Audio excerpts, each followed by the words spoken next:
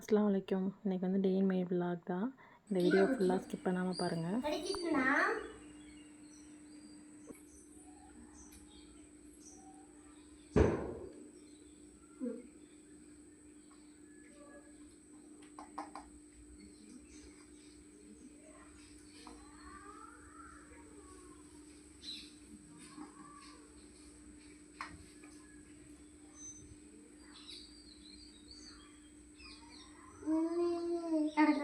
மீன் அத்தை தப்போம்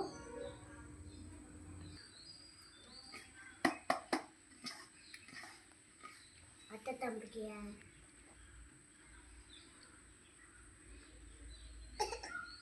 நான் தண்ணியா அம்மா அம்மா எங்க இருக்கு மீன் வேணுமா அம்மா? இந்த 2 குட்டீஸுமே எங்கள் வீட்டு குட்டீஸ் தான், என் தங்கச்சி பசங்க. இந்த வீடியோ பார்க்கும்போது எனக்கே கொஞ்சம் நேரத்தில் ஃபீல் ஆயிடுச்சு, நமக்கு இப்படி ஒரு அண்ணன் இல்லை அப்படின்ட்டு. எத்தனை பேருக்கு இந்த வீடியோ பார்க்கும்போது ஃபீல் ஆனிச்சு அப்படிங்கிறத கண்டிப்பாக எனக்கு கமெண்ட்ஸ் பண்ணுங்கள். வாழைத்தாருமே வந்து அன்றைக்கி வந்து தார் மரத்துலேயே படுத்துருந்துச்சு. அதை நாங்கள் வைக்கலான்னு பார்த்தா ரொம்ப ஹைட்டாகவும் இருந்துச்சா, அதனால் தம்பி வந்து கடையில் வேலை பார்க்குற பையனை தான் கூட்டிகிட்டு வந்தாங்க. அது வந்து எப்படியோ ரொம்ப ஹைட்டு, மரமும் நல்லா வெயிட்டு. அவங்க தான் எப்படியோ ஒரு வழியாக வெட்டும் போதே அது வந்து கார் செட்டில் வந்து அப்படியே சாஞ்சிருச்சு. ஒரு வழியாக அவங்களுமே சிரமப்பட்டு ரொம்ப கஷ்டப்பட்டு தான் வெட்டினாங்க. ஏன்னா அது கீழே விழுந்தாலும் பழம் தெரிச்சிரும்னு சொல்லிட்டு ரொம்ப கேர்ஃபுல்லாக வெட்டினாங்க.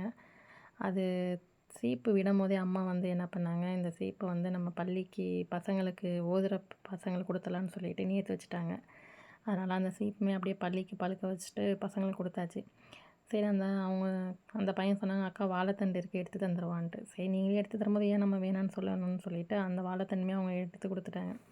அன்றைக்கி தஞ்சாவூருக்கு போகிற வேலை இருக்குது, குக்கிங் வேலை இல்லைன்னு சொல்லிட்டு நைட்டே வந்து நெய் எடுத்துலான்னு சொல்லிட்டு பாலாடையை தூக்கி நைட்டு வெளியே எடுத்து வச்சுட்டு காலையிலே வந்து மிக்ஸி ஜாரில் ஐஸ் வாட்டர் ஆட் பண்ணிவிட்டு பாலாடையை கொஞ்சம் கொஞ்சமாக போட்டு மிக்ஸி ஜாரில் ஊற்றி பல்ஸ் பண்ணி எடுத்துக்கிட்டேன். அதை அரைக்கும் போதே வெண்ணெய் வந்து நல்லா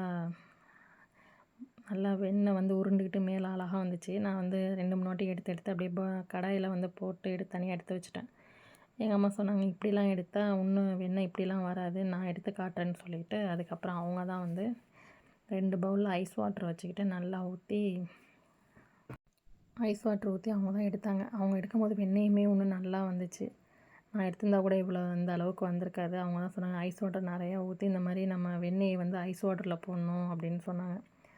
அவங்க எடுத்து 3 பாலாக வந்து உருட்டி தனியாக எடுத்து வச்சுருந்தாங்க. நான் கூட என்னடா இவ்வளோ பெரிய பால் வருது, அப்போ நெய் வந்து 1 லிட்டர் கிட்ட வரும் அப்படின்னு நினச்சிக்கிட்டு நானே இப்படி தான் திங்க் பண்ணிகிட்டு இருந்தேன். அப்புறம் அவங்களுமே ஐஸ் வாட்டரில் வாஷ் பண்ணிவிட்டு எண்ணெய் உருக்கிற கடாயில் வந்து 3 பாலாக எடுத்து வச்சுட்டு இதை போய் உரிக்கிறு அப்படின்னு சொன்னாங்க. சரி நம்மளுமே அடுப்பு ஆன் பண்ணிவிட்டு அதை அடுப்பில் வச்சுட்டு கொஞ்சம் கொஞ்சமாக அதுவுமே மெல்ட் ஆரம்பிச்சிருச்சு. இடையில மட்டும் நல்லா அடி பிடிக்காமல் இருக்கணும்னு சொல்லிவிட்டு அதையுமே கொஞ்சம் கொஞ்சம் கிண்டி விட்டேன். இந்த ஸ்டேஜில் வந்து கொஞ்சமாக வந்து உப்பு ஆட் பண்ணிக்கோங்க. உப்பு ஆட் பண்ணிவிட்டு ஒரு பிஞ்சு வந்து சோம்புத்தூள் ஆட் பண்ணிக்கோங்க. ஏன்னா சோம்புத்தூள் ஆட் பண்ண மணமாக நல்லாயிருக்கும். இப்போ அதையுமே ஆட் பண்ணிவிட்டு நாங்கள் எப்போவுமே வந்து முருங்கை இலையும் கருவேப்பிலையும் ஆட் பண்ணுவோம். அதில் வந்து நல்லா பொரிஞ்சு இருக்குமா, அது சாப்பிடவும் டேஸ்ட்டாக இருக்கும். ஆனால் அதனால் எப்போ நெய் உருக்குனாலுமே எங்கள் அம்மா இதை வந்து பொரிஞ்சு எடுத்து கொடுப்பாங்க. அதை தனியாக இப்போ நெய் உருக்கின மோர் இருக்கும், அது வந்து 15 நாள் கிட்டே இருந்தால் தான் அந்த மோருமே நல்லாயிருக்கும். ரொம்ப நாள் ஆச்சுன்னா கசப்புத்தன்மை இருக்கும். நாங்கள் எடுத்து 15 நாள் ஆகுதுன்னு சொல்லி அந்த மோருமே நல்லா இருந்துச்சு. அதில் வந்து கருவேப்பிலை, மல்லிக்கீரை, உப்பு, பச்சை மிளகாலாம் ஆட் பண்ணிவிட்டு மோரையுமே குடிச்சிட்டு அன்றைக்கி மோர் நிறையா இருந்துச்சு, கடைக்குமே ஊற்றி கொடுத்தாச்சு. ஏன்னா வெயிலுக்கு அவங்களுக்கும் குடித்தாலும் நல்லாயிருக்கும்னு சொல்லிவிட்டு கடைக்குமே வாளியில் ஊற்றி கொடுத்தாச்சு. உங்களுக்கு வந்து நெய் எவ்வளோ வந்துச்சுங்கிறத அதையுமே காட்டுறேன் பாருங்கள். நெய் நல்லா ஆறிடுச்சு. அதை ஒரு பாட்டிலில் ஸ்டோர் பண்ணிவிட்டு அன்றைக்கி வந்து எனக்கு கரெக்டாக வந்து 400 கிராம் கிட்ட தான் நெய் வந்துச்சு. வெண்ணெய் தான் நிறையா இருந்தது, ஆனால் உருகுனதுக்கப்புறம் ரொம்ப கம்மியாகிடுச்சு. அதோட டைம் ஆச்சுன்னு சொல்லிவிட்டு தஞ்சாவூருக்குமே கிளம்பிட்டோம். ஃபஸ்ட்டு போகும்போதே கலெக்டர் ஆஃபீஸ் போகலான்னு சொல்லிட்டு தான் கிளம்புனோம்.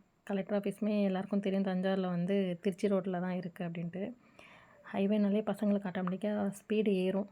இவரும் அப்படி தான், என் தம்பியுமே ரொம்ப ஸ்பீடாக தான் போனாங்க. அதோட கலெக்டர் ஆஃபீஸுமே வந்துருச்சு. அங்கே போனோன்னே ஒரு 10 நிமிஷத்தில் வேலையும் முடிஞ்சிட்டு அம்மாவுக்கு வந்து செக்கப் போகிறதுக்காக அம்மாவுக்கு ஹார்ட் ஹாஸ்பிட்டலுக்கும் கண் ஆஸ்பத்திரிக்கு 2 ஆஸ்பத்திரிக்கு போகிற வேலை இருந்துச்சு. ஃபஸ்ட்டு வந்து அஃபெக்ஸ் ஹாஸ்பிட்டலுக்கு தான் போனோம். அம்மாவுக்கு வந்து ஸ்டெட்டு வச்சு 15 நாள் தான் இருந்துச்சு, செக்கப் வரணும் அப்படின்னு சொன்னாங்க. அங்கேயும் போயிட்டு அதோட அகர்வால் தான் ஐ செக்கப்காக வந்திருந்தோம். அங்கேயும் போயிட்டு அம்மாவுக்கு கண்ணில் சொட்டு மருந்து ஊற்றிட்டு 1 ஹவர் சென்று தான் டாக்டரை பார்க்கணும் அப்படின்னு சொன்னாங்களா. சரி அதுக்குள்ளே நம்ம போய் சாப்பிட்டு வந்துடலான்னு சொல்லிட்டு டைமே 1:30 ஆயிடுச்சு. ஆப்போசிட்டில் வந்து கிருஷ்ணா பவன் இருந்துச்சு. அங்கே தான் போயிட்டு சாப்பிட்லான்னு சொல்லிட்டு போனோம். போயிட்டு என்னடா சாப்பிட்லான்னு யோசித்தேன். சரி மீல்ஸ் வாங்கி சாப்பிட்லான்னு சொல்லிட்டு மீல்ஸ் தான் ஆர்டர் பண்ணோம். மீல்ஸ் வச்சுட்டு மீல்ஸ் வாங்குறவங்க எல்லாருமே ஒரு தப்பு பண்ணுவாங்க. ஃபஸ்ட்டு எடுத்தோடனே பருப்பு பொடி வச்சு நெய் ஊற்றி சாப்பிட்ருவாங்க. அப்படி சாப்பிட்டாலே நம்மளுக்கு வந்து அதுக்கப்புறம் எதையுமே சாப்பிட தோணாது.